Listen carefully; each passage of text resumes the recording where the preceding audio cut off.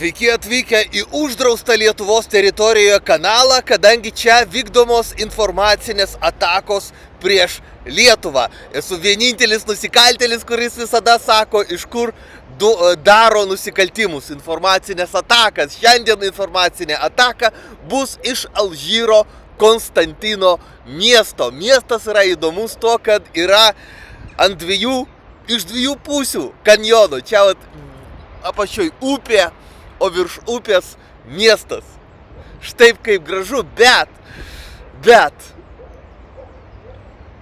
ne tai yra įdomu Alžyre. Alžyre yra įdomu tai, kad aš matau labai daug žmonių su mėlynėm ant kaktos. Va čia. Ir, suprantat, nemandagu prieit prie nepažįstamų žmogaus ir pasakyti, ar galima aš nufotografuosiu tavo kaktą. Nemandagu. Aš taip nemoku, man yra stabdis kažkoks kompleksas.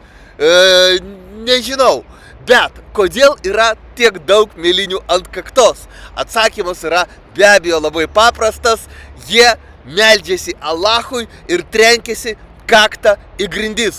Tokiu būdu jie pasidaro mėlynį ant kaktos. Ir vaikšto su šituo mėlyniu ir žmonės juos labai gerbė. Nes kai pamatai, kad žmogus taip meldžiasi Alachui, kad sudaužė savo kaktą ir jam yra mėlynė ant kaktos, tu iš karto pradedi jį gerbti.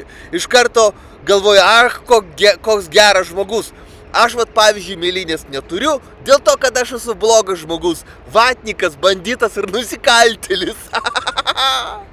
O šiandien aš noriu pasigirti, kad laimėjau šauktinio bylą. Šauktiniui net nereikėjo bėgti iš Lietuvos.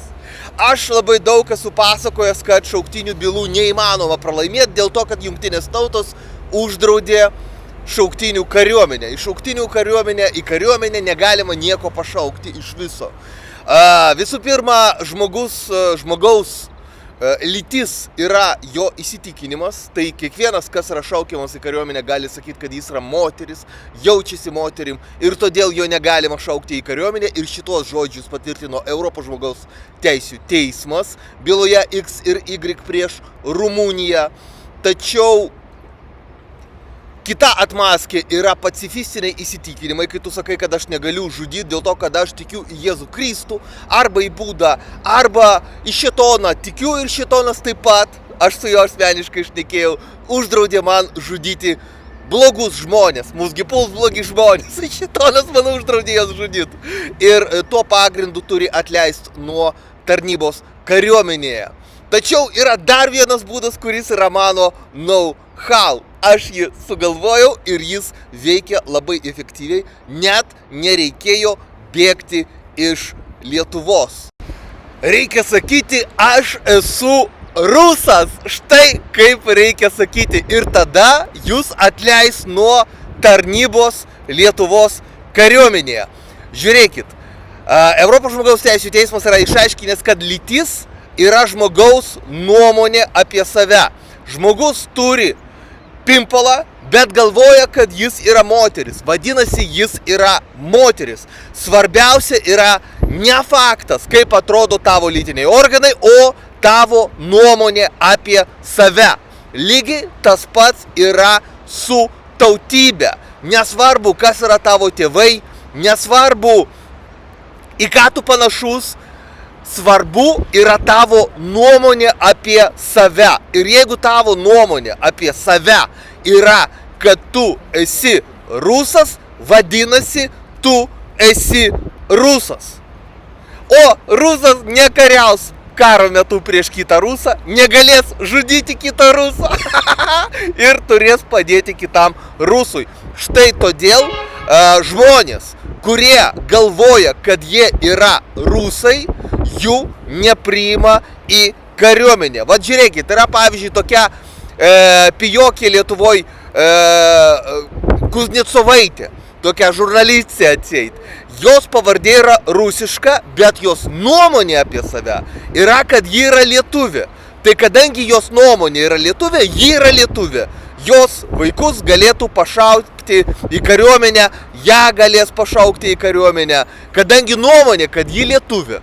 O jeigu žmogaus pavardė Antanaitis, pavyzdžiui, ir jis galvoja, kad jis rusas, vadinasi jis rusas, jo negalima šaukti į kariuomenę. Ir mano šitam konkrečiam, nesakysim pavardės, sakykim, Antanaičiui, tokiu būdu pavyko išvengti kariuomenės ir net nereikėjo bėgti iš Lietuvos. Net nereikėjo kreiptis į Jungtines tautas. Štai kaip gražu.